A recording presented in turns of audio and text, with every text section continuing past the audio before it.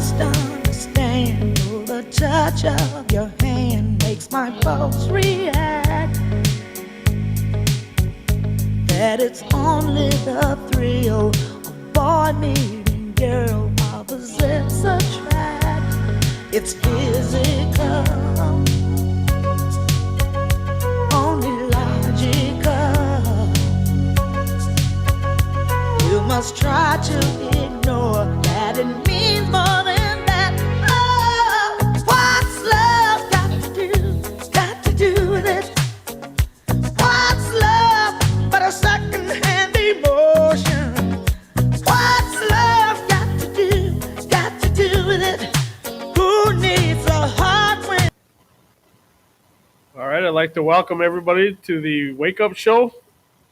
This is Lawrence Hyatt Jr. down here at Protector of the Sacred, nested inside the child care office. And today I got special guests with me, Sarah Kilsenwater and Teddy Ray Herman, and we're going to talk all about tourism.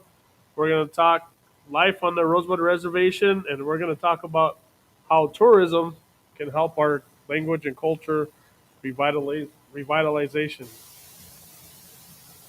Welcome, ladies. Thank you guys for coming this morning. Good morning. Good morning, everybody. And we also, if you can see, let me pull it up here. Over there on the table, if you guys get on today and you guys comment, leave a question for either Sarah or Teddy or myself. You see on the table, Red Dawn Beauty has some prizes. That's going to be all in one bag. We're going to give that away before the end of the show on a will. So the Red Dawn Beauty stuff you see there, we're going to give that away before the end of the show. We also got a $50 bill we're going to give away, courtesy of Hyatt Management. And again, you got to comment, leave a question, or interact with us. And I'll, if you guys comment, I'll read it to Sarah and Teddy. And then Mallory's got some earrings she brought over that we're going to give away. What kind are these, Mallory? Dentalium earrings. So we're going to give those away too before the end of the show. And Mallory's going to bring them on out and put them by the Red Dawn Beauty. Oh, nice. Yeah, I might keep a pair. It's a long weekend. Woo! Oh, those are beautiful. Yes, they are. Yeah. You must be using some of that Red Dawn Beauty hand moisturizer to your hands. Shut Good condition. Thank you, Mallory. We're going to give those away. We're going to spin that wheel and give those away before the end of the show. So to start off, you ladies want to just introduce yourself and kind of what you guys do here? Yes, good morning, everybody. Sichangu Oyate, anybody listening. I am Sarah Kilsenwater. I am a employee of the Rosebud Sioux Tribe, also a tribal member. I've lived here a majority of my life. I currently work for Sichangu Resource Development as a grant writer. And yes, I've been active in the South Dakota Native Tourism Alliance, which is a newly formed organization since 2019 at the direction of our tribal leadership when that organization was in its infancy stages. So I've been involved with it since it started. And yeah, I'll pass the mic over to Teddy. Hello out there. This is Teddy Ray Herman. I also am a tribal member here of the Rosebud Sioux Tribe, and I grew up here for the majority of my life. About the only time I've ever left is just to head off and get my education and then to come back. I work full-time at the RST WIC office, and I am right now working with South Dakota Native Tourism Alliance, the SDNTA, and I'm a tour guide right now for our program that we're going to be talking about today and the cultural tour that we do here on the reservation. I didn't know you was over at WIC. Teddy, you had a long walk over here. Yeah, it was just, really long. One of these days we'll get you on too to talk about WIC and all the benefits. And I know Missy's trying to get people to come back and fill up that enrollment over there and get clients in the door. So that's something that we can talk about one of these days. Maybe Missy would like that. Oh, you guys are definitely welcome over here. My first question, just to break the ice, is I heard you guys say this on council one day. Just kidding, I'm not going to do that to you. Is there anything on the reservation would you guys would consider a cultural experience for people outside the reservation, and one that you consider for people that live here that may not know about? I guess I'll start that question or answer that. The Rosebud Sioux tribe, in my opinion, we have a multitude of cultural experiences that could be developed for tourism. I think right now we've kind of hit a wall as far as identifying those types of cultural experiences because we need tribal leadership involvement, guidance, support. We also need support from our community members. We need to know from them what areas are okay for us to take visitors to. Are there areas of cultural significance that we need to be protecting? Are there areas that exist within our forest, our natural resources that are in danger of being lost?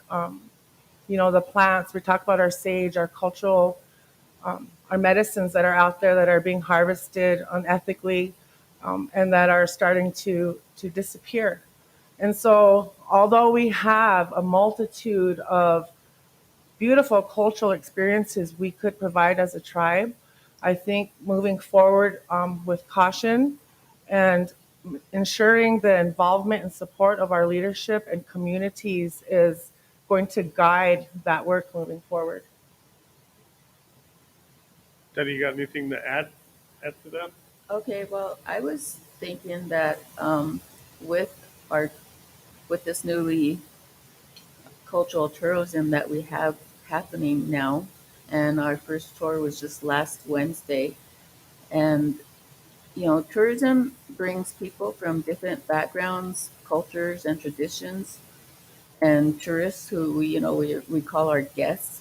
They share their experiences and their memories of the places that they visited while they're here on the reservation and of the tours that we give. And they also, you know, remember the people that they met. And, all of this helps to promote peace and knowledge, and the knowledge of our culture that they didn't know about before, or that they may have had some idea about, but now they have a better understanding of who we are, after they've come and experienced our tour. What's something around here like for us locals? And I'm being honest. I'm from White River, and up until I probably started working in Head Start after I graduated, I didn't really come around the Rosebud area. Now that I've been working here for a number of years, and when I just started this job, this is something that I didn't know, and I don't think a lot of people outside of Rosebud know. But like Spotted Tail is just not even a mile from here. Yes. Other cultural stuff that maybe that people from Winter, White River, Norse, people that don't get to come here, like driving through Grass Mountain, that's an experience all on its own. That's Yes. very nice. That's almost like being in the Black Hills, to be honest. You go down there, especially this time when it's starting to get green and everything's changing. Just Crazy Horse Canyon. Crazy Horse Canyon, all that stuff is there. You guys want to just point out some stuff like that? Maybe that around here we can start experiencing and start enjoying the Rosebud, because there's a lot of beauty here. People see a lot of the bad stuff, but there's a ton of beauty here, Yes. especially when yes, you get there to know is. who you are and where you come from. Well, Crazy Horse Canyon is on our tour that we are doing right now with our cultural tour. And then we also visit the Bucco Lakota Memorial Museum. And we also visit the church, the St. Francis Mission Church, which is really a beautiful and historical church. We also go to, like you said, there is Spotted Tail's grave and his wife who lays beside him. That's real historical as well. In fact, even where the tribal building is sitting in the annex, at one time, right now where the annex is, that was the parade grounds at one time, especially when they were teaching our young men to become police officers, the Kichita. That was the parade grounds at one time. I was kind of sad to see the annex built there, but, I guess life does go on. But that is before I became the tour director for this cultural tour that we're now talking about and that we're doing right now, I was a tour guide myself, and it's kind of what brought me into this what we're doing right now.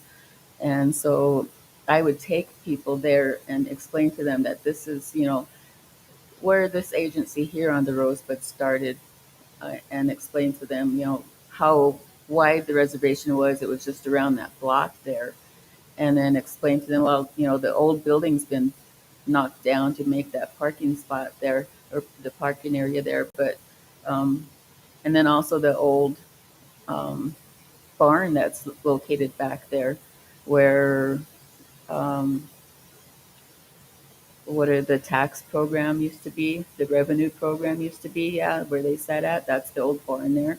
That's still standing, and I really like that. And I will also take tourists to that as well because that's very historical here too. Um, but then we have, like we said, Spotted Tail's grave. There's also where Spotted Tail was murdered at. There is a state sign that's back there, and very few people know where it's at.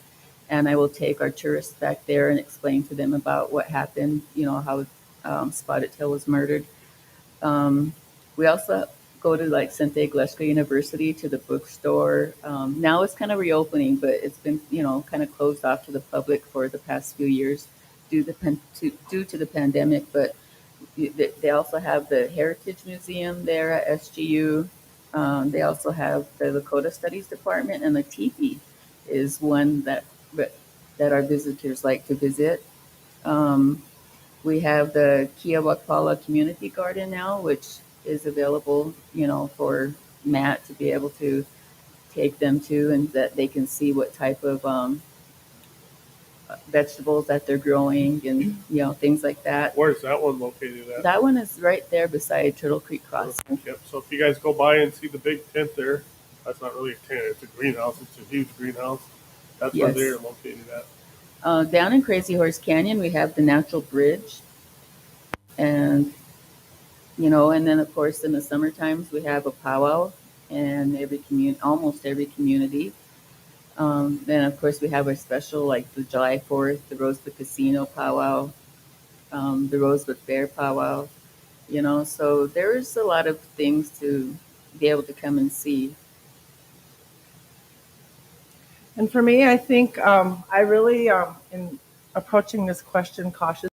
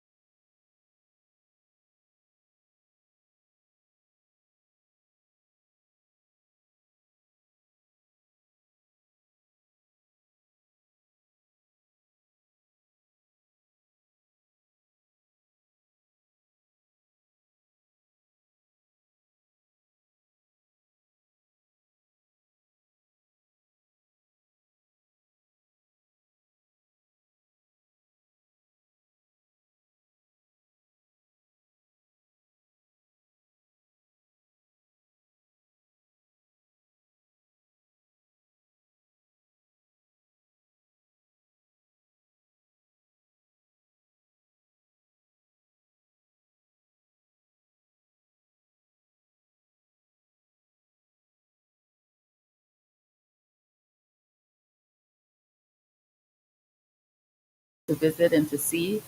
And I've listed, for instance, like Ghost Hawk Park and Kimmel Park in Mission, Antelope Skate Park, and then of course like Beads Dam as a recreation area, Chases the Woman Dam as a recreation area, and Scouts Dam. But yeah, it is really hard to go and see the trash that people leave behind in such beautiful areas.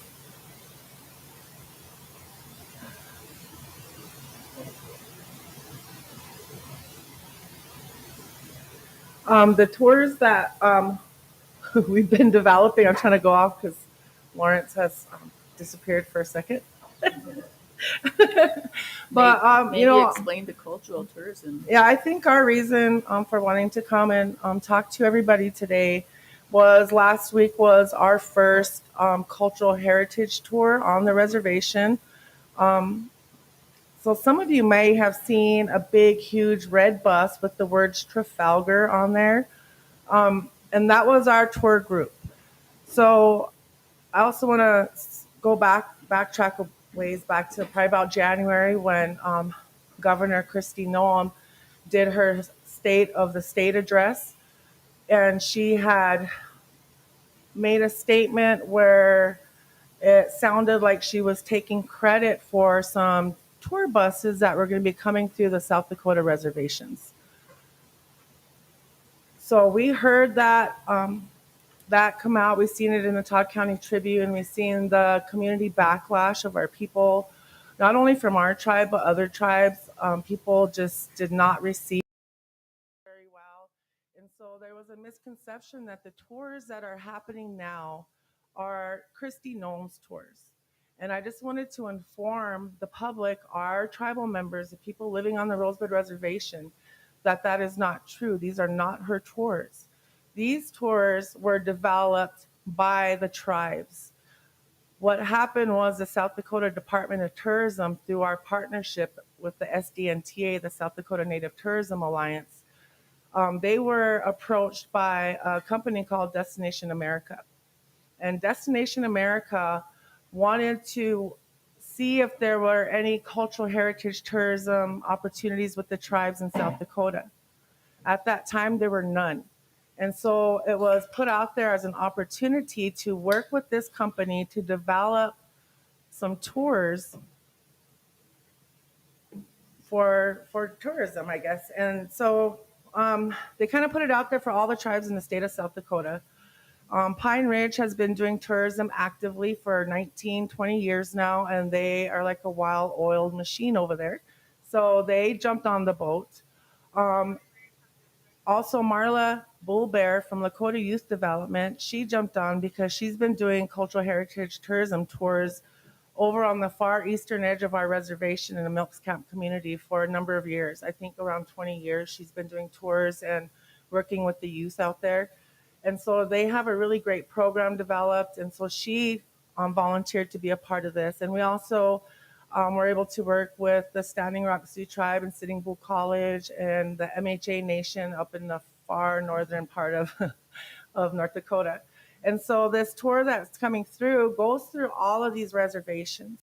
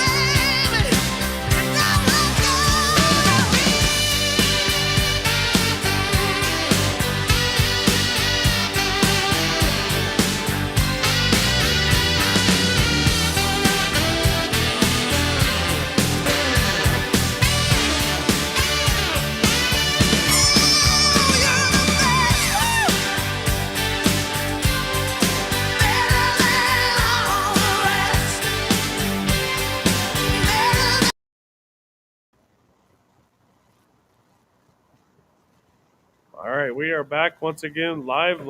Hopefully our audio is corrected. Give me a second to see if we. All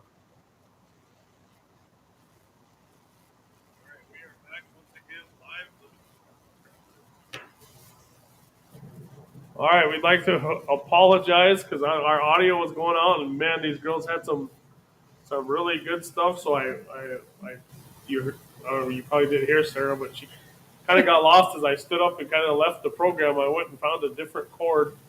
So now we are we are back live, and just to recap where we're at right now, we're about 30 minutes into this. We had some really good talks, so we're just going to have to recap for you what we was talking about. But first of all, what you see on the table here is from Red Dawn Beauty. We're giving that away when you comment, or we're going to give that away today. We got a $50 bill from IA Management, and we have some Detalium earrings that you see on the table from Mallory that she donated to. We're going to give all that stuff away today, and we got about 20 more minutes to finish up this show. But what I want to go back on is we hit on some point of interest around the reservation. I will list them that for some tour sites.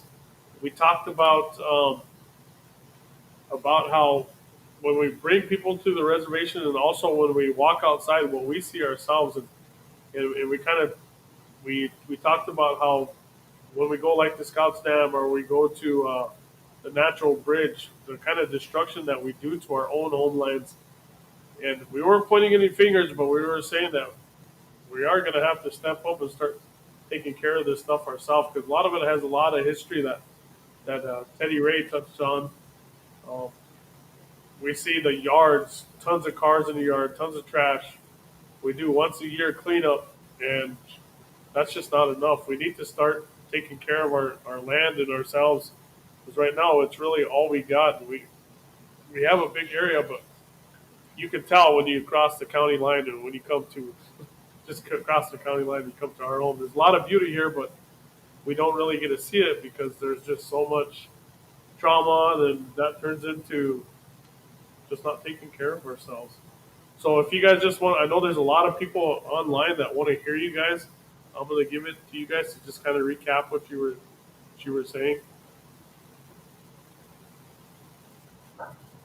Well, I know Sarah had been talking about the cultural heritage tourism that we're working on, and we have several other tours coming up. We have one in July coming up, August and September and October. And I know with the October tour that they're talking about, they're also advertising for those tourists that want to go to the Black Hills powwow. That's part of the package as well with Trafalgar. So, and you can look up Trafalgar tours online. But we were talking about where with cultural heritage tourism, where we're marketing, like our traditional ethnic culture to attract tourists, and then in that we're attempting to raise awareness for our language revitalization as well. As I know that you kind of wanted to touch on that. So, as a part of our tour, some of the communities we go through 10 communities of the 20 communities that we have. We go through 10 of them. And our starting point is at Corn Creek. The bus comes.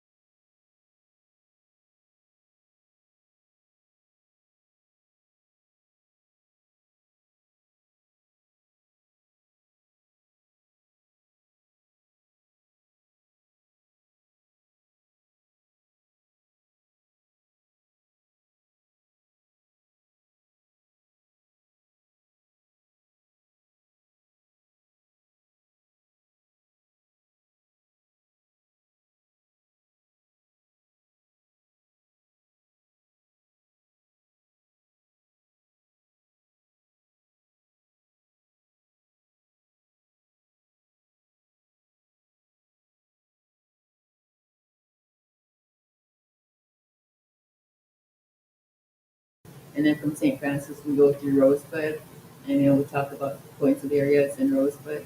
And then we conclude, well, we don't conclude yet, but we do drive through Mission, which is touching Antelope. And then we stop in at Turtle Creek Crossing, and we have a presentation done there by Sichanga Coast Matt Wilson. And then from there, we go on to St. Glesker University, and of course, driving through Antelope again. And we stop there, and then Bill does a presentation there of star knowledge. And so these tourists, it's a day trip for them.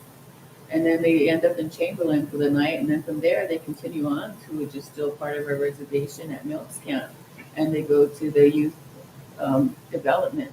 Lakota Youth Development. Lakota Youth Development, which Marla Bolbear is the executive director of and the founder of, and they spend a day there with them. So we have them for 2 days on the reservation here. And so they're taking in a lot, they're learning a lot from us. And, we were talking about with the language, for instance, when we drive the Hida community, and as me as a tour guide, I'm standing in the bus, looking at all the people, explaining to them about, all the communities we go through, starting with Corn Creek. And for instance, when we go to Hida community, I let them know that this community was called Shuka Boka, Mill Dog. So, we do talk about the Wojaji chief, and then, we bring up our Lakota words like that. And so it's helping them to learn about our Lakota language as well. So in the long run, that kind of helps to preserve our language as well. I think don't forget at SDU at the end of the day that there is an opportunity for our local entrepreneurs to make some money. So as we wrap up the first day of the Rosebud Tour at St. Glesker University, after Victor is done with his Star Knowledge presentation, St. Glesker University Art Institute actually has an art show, art exhibit that they set up in the TP building. And then we also offer, it's unlimited because of the space that's available, but 4 to 5 vendor tables. So we're going to try to be rotating those and offering opportunities to other entrepreneurs, other artisans on the reservation, so they have an opportunity to make some money on those days that the tour buses are here. Nice. And where do people go to see your guys' schedule of your next tour dates? Or if you guys have any upcoming? Well, I was kind of worried about that, my people. I was like, I really wanted to post the schedule. I wanted to post it, but after reading some of y'all's Facebook posts and everything about you guys are going to egg these buses and shoot their tires out with bows and arrows, I was kind of apprehensive. I don't know if that is a good idea to post.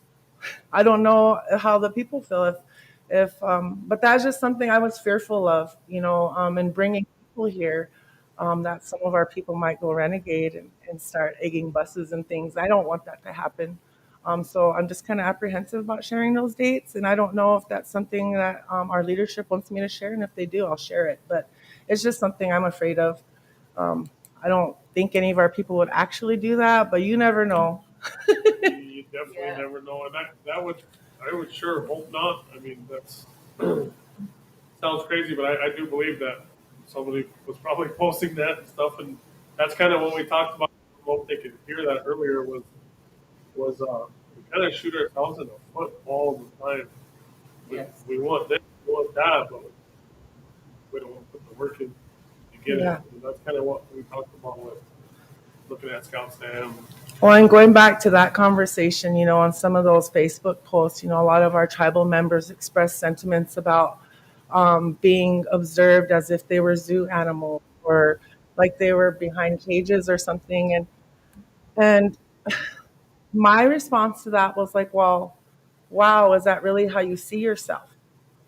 And I know a lot of our people struggle with having self-pride, self-confidence, mostly because of the lifestyles that we endure here on the reservation due to no jobs, lack of housing, all of these socioeconomic factors, that impact the lives of our tribal members. And I know that that does have a direct impact on their ability to envision a brighter future. When you're constantly engaged and struggling to survive on a daily basis, it's hard for you to look beyond what you're going through today and to see a brighter tomorrow for our children, for the next 7 generations of Lakota, Sichangu coming up. And then I would also like to say that in the places that we stopped at with our tourist group, um, the people from home that they ran into were good to them and friendly to them, and our people that were on the tour, they just really enjoyed themselves on the reservation. I asked them when I was given the tour, I said, raise your hand besides the Pine Ridge Reservation, because they visited the Pine, because this is a 9-day tour. And the first reservation they visit is Pine Ridge, the very first day that they're here. And then we are on the third day and the fourth day that they're here. Then they go on up to Standing Rock and then on up to North Dakota, up to the 3 affiliated tribes there. So like I said, it's a 9-day tour for them. And so um, they were saying that other than Pine Ridge, they had never been on a reservation before. And these are people from throughout the country here, And so, and there were 4 people actually on board. I asked how many of you are of tribal descent, and 4 of them raised their hands. And so, but they didn't know anything about their tribes.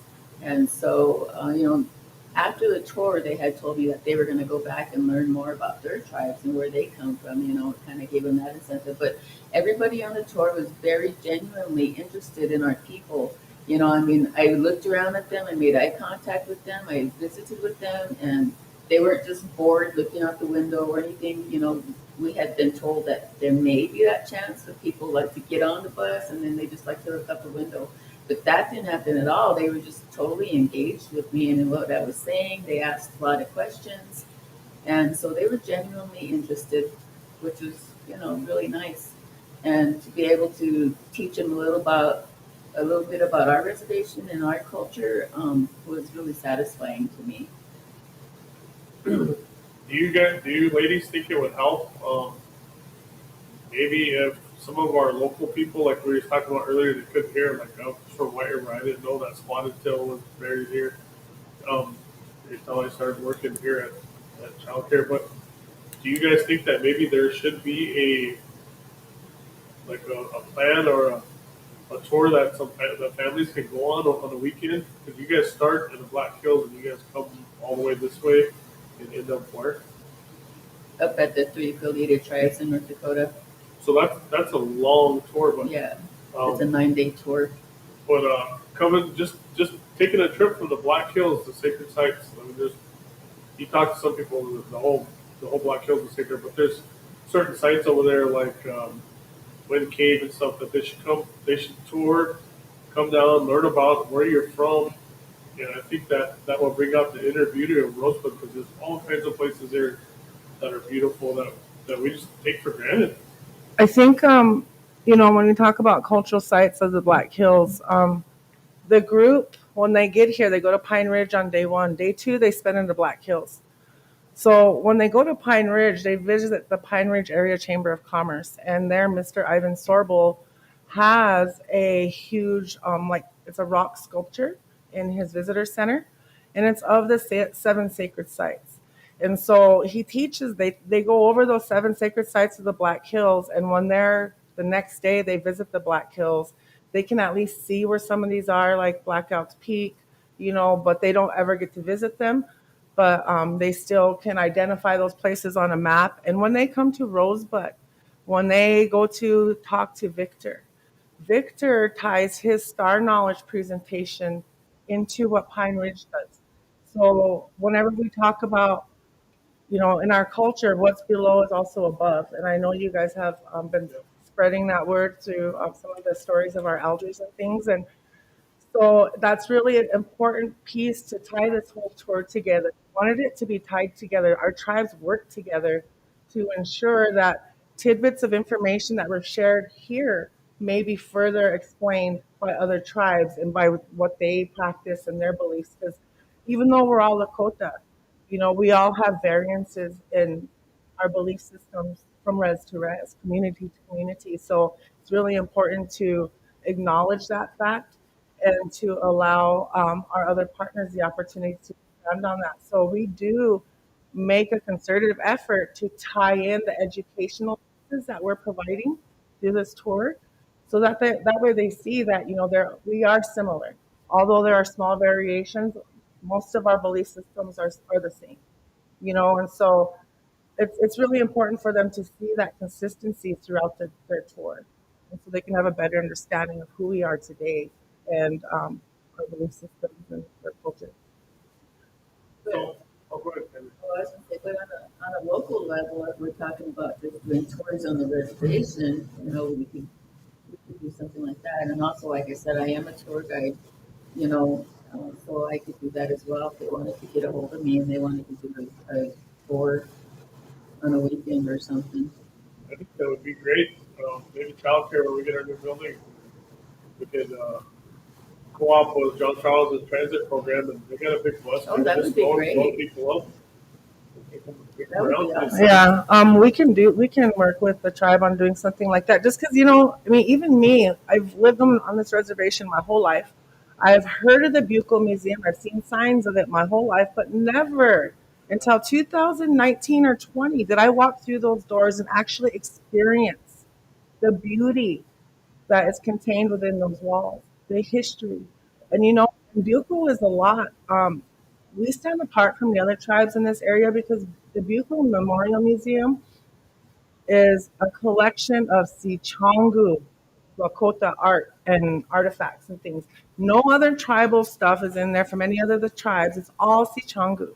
When you go to these other reservations, they have mixed, things in their displays and everything. But that's one really cool thing about Bucco is that everything you see in here was collected from here, from our people, dating way back to when Father Bucco was alive and doing his work here on the Rosebud. So to me, that is, and to never have seen that my whole life until only have experienced it a couple years ago. And talking to some other tribal members, people have never been there. People don't know, the history that we possess, that we can be sharing with people to describe our history, but more ultimately to define our future, right? We're sharing these stories so that way we can write a new future for our people. Yeah, this happened. We endured all of this, and this is what we're living through right now. But this is what we're working towards, and it's really important to have that vision. Without that vision, then we stay here spinning our wheels and not moving anywhere. Yeah, last time I was over there was probably a few months ago, and I was luckily enough to be over there with Rodney and Dwayne Hollowhorn Bear. I was really amazed by the winter counts they have in that room. And just from looking at, to me, they look like drawings. But being there with Dwayne and Rodney, you could tell a comet went by just by looking at that. They could tell you what happened and stuff. Mhm. And it's so much history that we have. And like you said, first time I visited was probably about 5 years ago, but I've been back 3 times since. Every time I'm back, I see more and more stuff. One question for you ladies is that I have is how can tourism help revitalize the language, Lakota language and culture? I think Teddy touched on it a little bit earlier when she's talking about like when she's on the bus. I mean, there's multiple different aspects when you look at cultural and language revitalization and using tourism as a tool to do that. Um, you look at like what Teddy does on the bus. She starts with some introductory pieces. She's teaching them some language, some of our words that describe our Teoshpais, our families. So she's kind of giving them some of that. But to me, with the vision that I have moving forward, I feel that tourism is something that we want to hand off to our youth. We want to hand this off to our youth to manage and to develop the way that they want to do it. Putting this in their hands and giving them that opportunity to work in this field, to me, is a way that we drive them to want to learn. And when they're learning, they retain that when they're sharing that with visitors. So they're learning our culture, parts of it, piece by piece, or however it's coming to them. And whatever they're retaining, they're able to share with the visitor. And so, learning that, being able to retain it, and being able to share is all a part of revitalization. And we want that ultimately for our people here. But, when we look at language revitalization, cultural revitalization, it's a huge movement globally right now. There's indigenous nations throughout the world who are working on this type of work to try to share and try to preserve what they have left. And so it's a really cool tool, and if we use it right, we could be successful. That's how I feel about it, and I know Teddy has some sentiments about it as well. Well, also, I was just going to say, tourists, they have the potential to learn and then to share our language as well, So that's kind of what I wanted to say about that and helping to maintain, our local culture and our language. And then I also kind of wanted to just remind people that, you know, the the child care program here, where we're sitting at, that they mapped the Lakota speakers here on the reservation. And they identified 500 speakers that are age 70 and older. And there was two that were under the age of 30 and zero under the age of 18 that are fluent Lakota speakers. And so if it's not preserved, we're going to lose that within 10 years. And you guys have to remember that our tribal population, our overall tribal population is 49% 18 and under. So that means that a lot of our resources should be going to that population. A lot of our efforts to do this kind of work, I feel like that's where we put our investments is in our youth population. I feel like for so long they've been overlooked, but they are really a powerful population who have the potential to make really positive impacts for our people in the future. And I think giving them the guidance and tools that they need to make that happen is something that we should all be focusing on as a tribe. I agree. And then Teddy, sometime here, I'll get with you. Those numbers have actually came down. We're going around updating since COVID. We've lost so many speakers. And there's a couple of communities that are actually don't have any speakers left. So the language is essentially gone in those communities. So we need to do a lot of work. So yeah, that's definitely telling you that, this is an emergency. And before this all ends, I just want everybody to know that the tribe has recently been awarded a BIA Tribal Tourism Grant. And with that grant, Sichanga Resource Development is working on a feasibility study.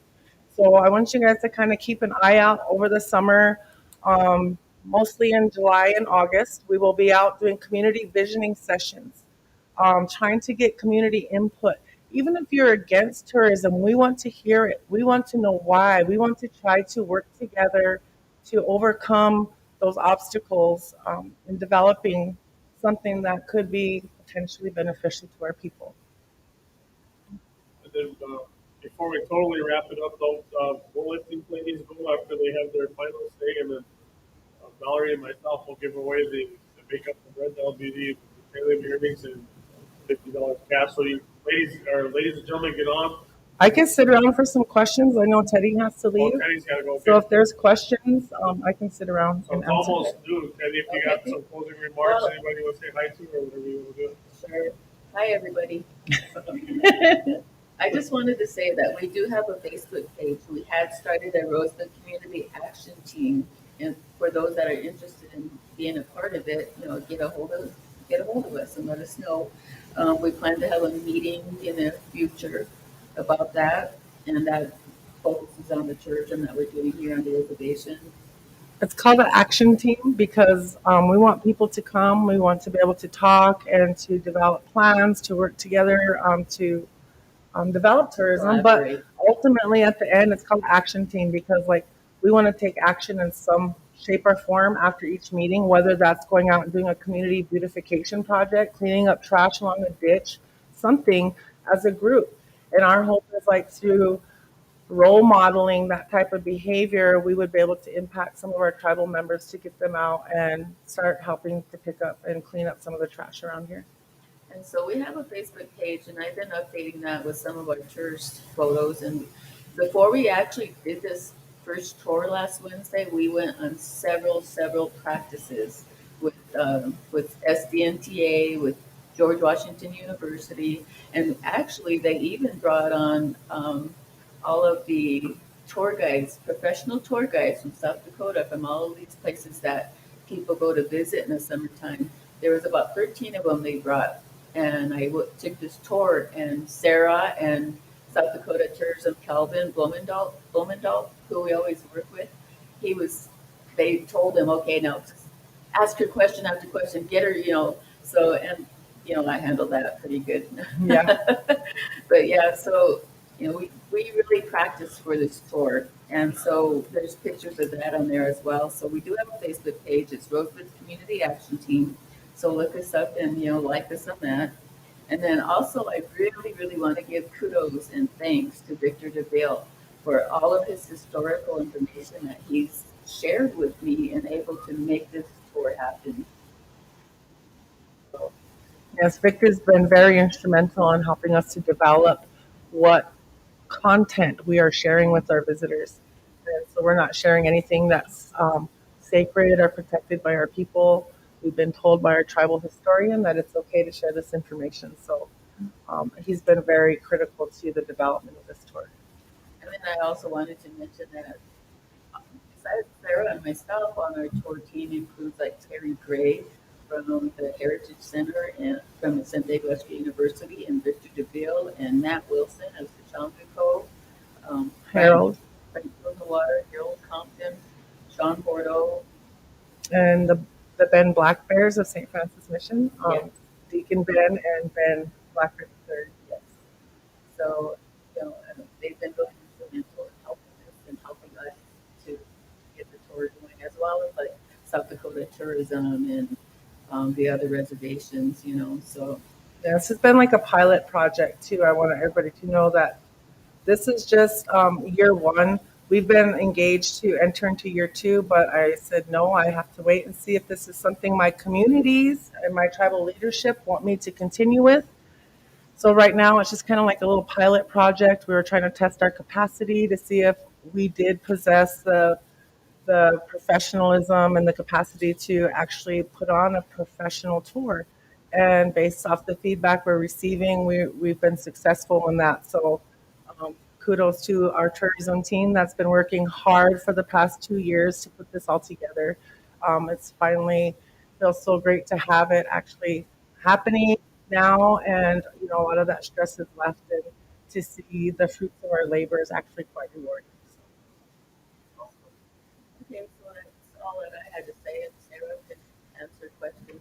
Yeah, I'll get some questions out from Sarah, and then we'll give away this stuff. Thank you, Teddy, for coming. And Thank then you. Misty, Yes, thank you, Teddy. I would like you and Misty to come over and we can talk about health and waking up, how that'll help our community over these Okay. days. Yes, she would like that.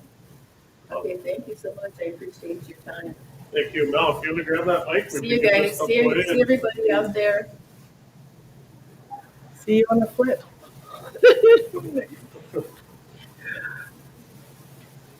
Sarah, what do you think that we could do, or what kind of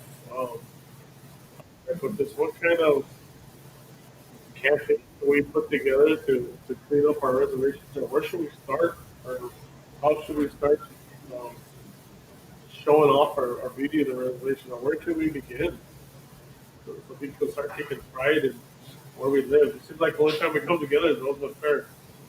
Yeah, I know like right now, with last month being Earth Day, I was really talking to my boss. I'm like, geez, these tours are getting ready to start in May, and our place is just trashed, and in April it was still brown, and the trash was everywhere. But when the green grass started to come up, it camouflaged all the trash that's laying there. Um, and so I really wanted to kind of get together like a Earth Day month kind of thing. But I said right around that time, I started to have those discussions with when the tribe put out its community cleanup, and it's always hard. I don't know why it's so hard when we have these things that are scheduled to happen, but it's still so hard to collaborate within the communities to, make those efforts bigger and more noticeable. Um, like last week, I think we went up to Standing Rock, and they actually had like their inmates in the ditches cleaning up picking up trash, things like that. And I always wonder, why can't we do things like that? Why can't we take the time and work out these agreements with corrections and get our inmates out there to help with this initiative? Because, really, it's sad because our people don't want to work. I think a lot of the young people are now expecting unrealistic incomes since Yeah. COVID. And, like, I think during COVID, it was like $20 an hour minimum pay, like everything was starting at. And, now that it's over with and things are going back to normal, so are these pay scales. And, and people don't want to work for that anymore. And it just kind of blows my mind. But even if you're offering incentives, people aren't responsive to that anymore. And I don't know what's going on in our communities, but um, I don't want to say people don't care because I know people do. It's just I don't know that motivation piece. How do we motivate? Yeah. To me, that's a bigger question. I think we can do all the planning and programming in the world to go out and clean up this reservation, but without people wanting to invest their time and be motivated to help in these kinds of initiatives, then it's just we're constantly planning, we're constantly putting together these plans to engage with our communities and get our people wanting to be a part of this change, but it's just hard motivating them to come out and to do that. And I don't know if anybody else out there has any ideas on how we can overcome that, but it's been something that's been challenging us, I'd say, for many, many years. I mean, looking back, I've been working for the tribe for over 15 years now, and it's always been an issue. Is getting people motivated to come out. You can have all these community sessions and provide all this information and education opportunities to our people, but they won't come. So that's my biggest challenge in trying to motivate and engage. Um, so we can plan all you want, but it's like, how do we motivate people to come out and be a part of everything? That's a good word to motivate. I think that's true too. When I used to work for Head Start, parents turn out for our meetings was real poor, real down. It was hard to come to get them to come to a meeting unless we fed. Yeah, But like in Mission, we have I think there was when I was working there was 5 classrooms. We might get maybe 10 people.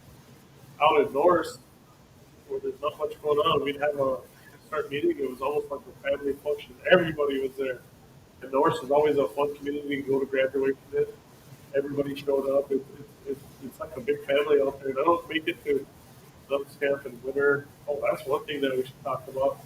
Is you were telling me about Marlo's program out there. You made it sound so awesome that we're trying to find a trip so that we could get out there because I don't think is it open to the public. it is. Marla, and then they offer tours throughout the summer. She has a lot of great programming, and I know not a lot of our youth, but some of our youth are fortunate enough to be able to participate in the work that she does out there. A lot of her efforts are focused on cultural revitalization, teaching our youth our traditional ways, prayers, stories. They teach them a lot about the plant nation, how our plant relatives help us to sustain our health, and all these different things. And they um, oh my God, they had Chef Braveheart there, and she taught the youth out there how to cook like a, what do you call it, 5-star meal or whatever, like one of these really beautifully plated meals. So the youth out there actually all prepare a meal out there, and they use the things that they grow that are growing naturally out on their 10-acre campus out there. They go out and harvest the flowers. They're edible flowers, and they use them for decorative pieces, like on their desserts and things. And it's just really cute and really beautiful and really empowering to watch these youth um, take control and actually share this part of them, part of who we are with visitors from other places. It's really I can't explain it to you, but it's so empowering to be surrounded by youth who have that goal or who have that drive to want to educate people. It's really a cool place to be. I think, Marla's way over there on the east end of our reservation, and I think that's part of the secret to her success. I feel like because she's out there and not over here with the rest of us, there aren't so many crabs in a bucket trying to pull her down. You know what I mean? So she's able to go and she's able to be successful and teaching our kids and helping them to relearn our ways and to share them with visitors. But I think she does take tours, or you would just have to contact Lakota Youth Development. They have a web page. They also have a Facebook page, and just schedule a visit. And they do teepee stays. They do all kinds of really neat things out there. And these kids are the ones who do it all, you know, under her guidance. And of course, they have elder and elder advisory team and all that out there. But, you know, for the most part, the kids are doing the work. And it's a beautiful thing to see. That's awesome. Now that we got Valerie on here, but I was going to ask you two ladies. Um, we want our kids to get out there, and we want them to be involved. We want them to help clean up, take care of the place. But just an honest question for you girls: what is there to do? School's out. What is there to do for kids now? Like right now, what are they going to be out there doing? There's no theater. There's no gyms open to them. There's no. Well, how do we solve that? How do we keep them busy and keep them involved in the community when we really don't have anything for them?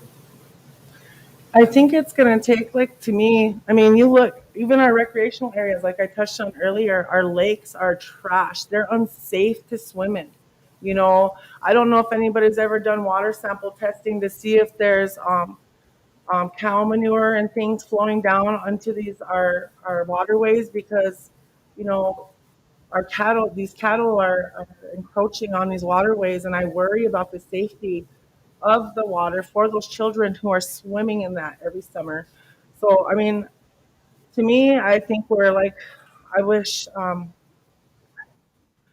not going to say it, but I wish our kids had more resources. That's all I'm going to say. And I wish, you know, collectively our programs that we would all work together, our programs and our leadership to put together something. You know, right now, the only thing operating is Boys and Girls Club, right? And they're doing a great job for kids, what, K through 8, I think is what their population is. But for our teens, there's nothing. You know, there's youth employment. I think that's all that goes on. Lori offers the summer youth program. What else do they have? There's nothing. Redco has their 7 Gen program. I know they fill up quick.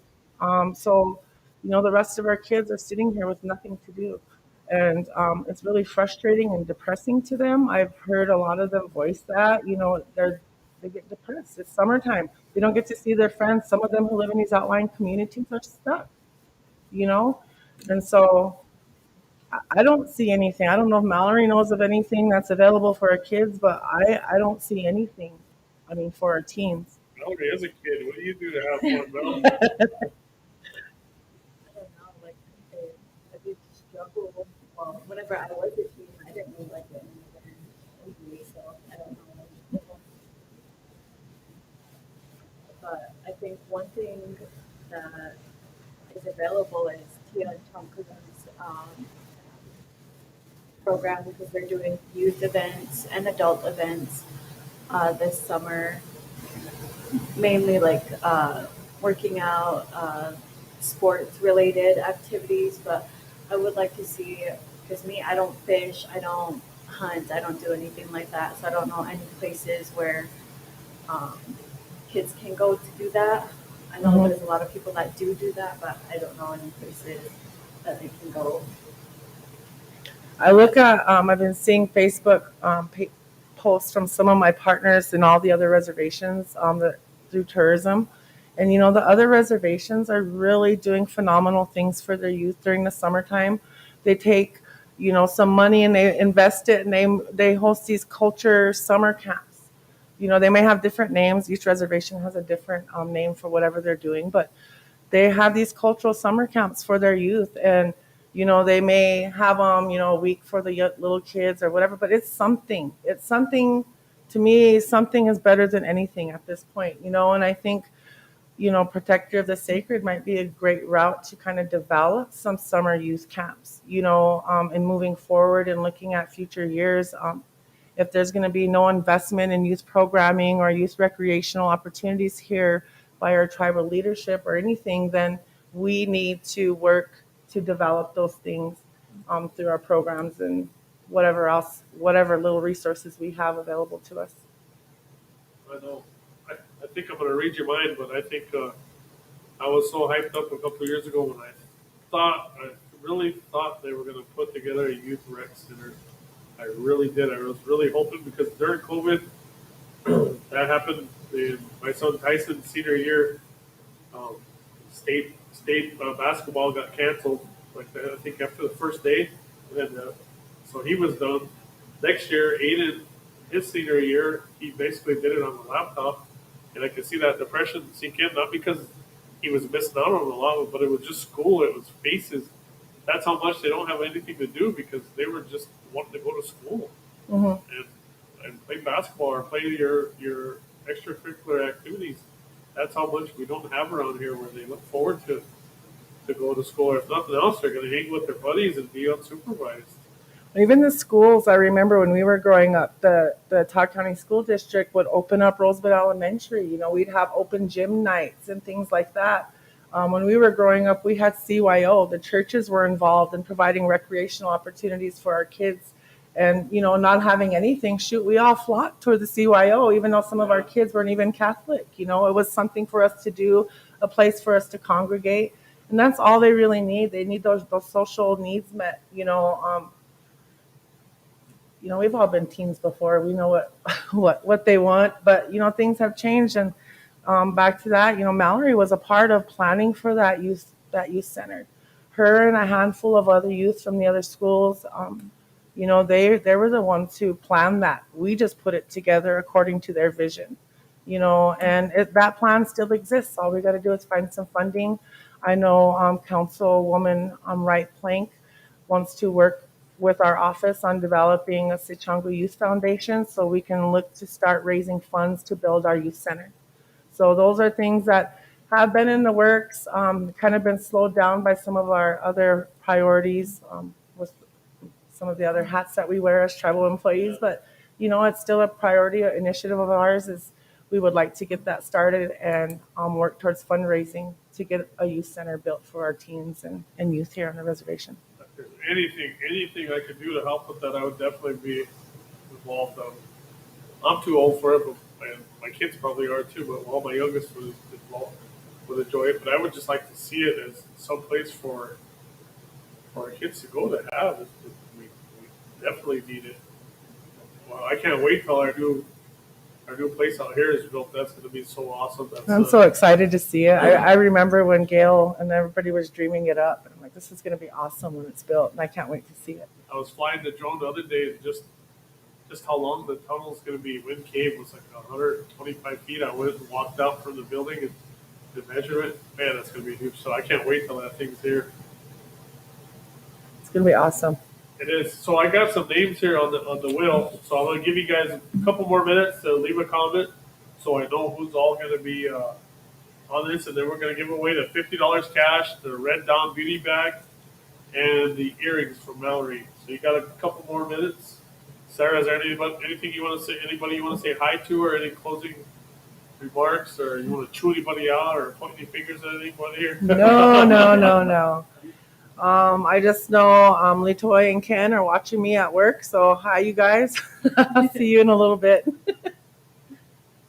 I don't know who else was listening. So I know Hope Reynolds was on there saying what she say? Good job, ladies and lords. Very good and informative podcast.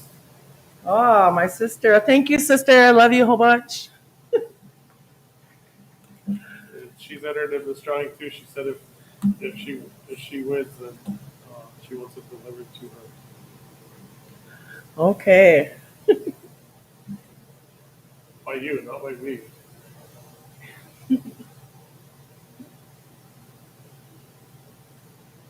All right, Mal, if you want to tell us, we'll give away your earrings first. If you want to, those are handcrafted while she's watching Netflix.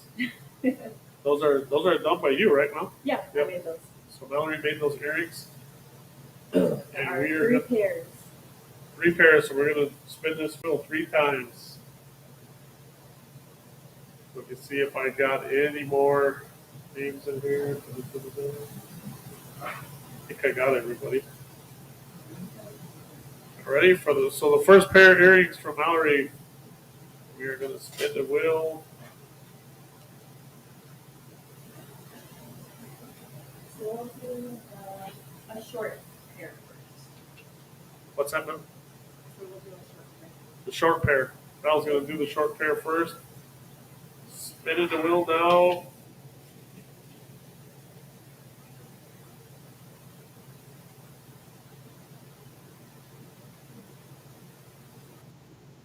Arlene Elkson back. The winner of the short pair. There's 2 short pairs. Which one? Either one. They're both the same. Arlene. Okay. So we're gonna leave. We got less than 20 here, so I'm just gonna leave everybody in and spin again. So you might win twice. Or should we remove her? What do you girls want to do? You guys make the call. Remove her. Holy. Yeah, we're going cutthroat. All right. Ouch. Okay, spin it again For the long pair this time.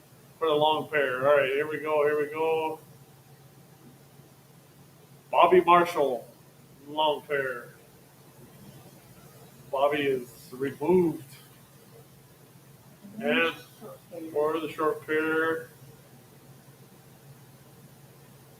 the wheel is spinning, and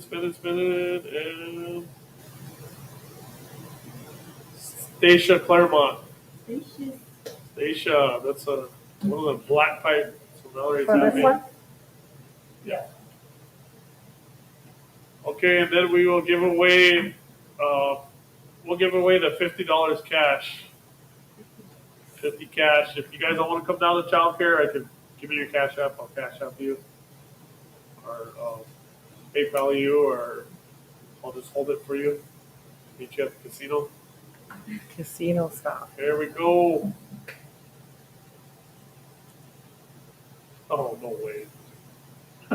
Hope Reynolds. She said cash app her. She probably will. All right, we'll remove her. Now we're doing. I don't even know what's all in that, girls. Do you guys? It's skincare. You guys ever get anything from Morgana Red Dawn Beauty? I get her facial wipes. They really work well. They remove your makeup, make you feel fresh, and your face smells really good. Well, we should do a commercial after this. They get face wipes, looks like 4 face masks, face scrub, body shimmer mist, a perfume, Victoria's Secret perfume, a lip gloss, 2 liquid And a palette. 2 liquid lipsticks, a palette, eyeshadow palette, and a Red Dawn beauty bag. Stacia said, "Yay, thank you, Bill." You are welcome. All right, here we go. Spin the wheel.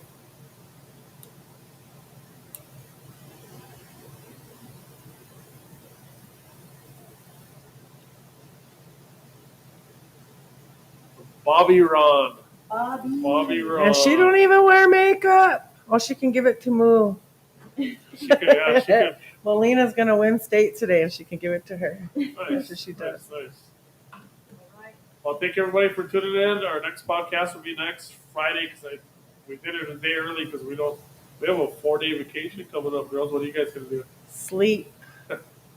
Valerie, you probably got softball. Huh? Oh, no, not this weekend. We're going to Waikiki. Waikiki. I wanted to go to winter to the drive-in movies, but I think it's gonna be too windy and too. We'll see on the weather. But thank you guys for tuning in. Sarah here with me. Mallory's here, and then we had Teddy earlier. So thank you guys, and we'll see Thank you you guys for having me. Thank you next for week. coming. You're welcome.